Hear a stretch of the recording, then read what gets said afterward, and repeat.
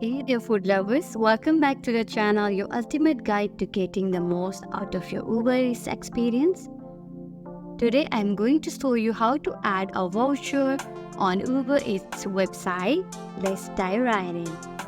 First, open your Uber Eats website on your favorite web browser.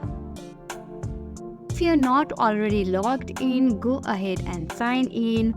Once you're logged in, click on the three lines at the top left corner,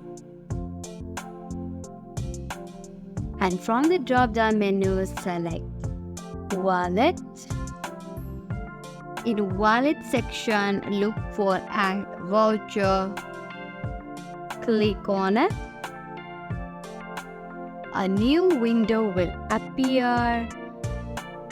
Enter the voucher code exactly as it appears on your voucher. Once you have entered the voucher code, click add or save. If this code is valid, your voucher will be added to your account. You can now see your voucher listed in your account. It will be automatically applied to your next eligible order. And that's it. Adding a voucher on Uber Eats website is super simple and quick. If this video helped you out, give it a thumbs up and subscribe to the channel for more quick tips and tricks. Got questions? Drop them in the comments below. Thanks for watching and happy eating!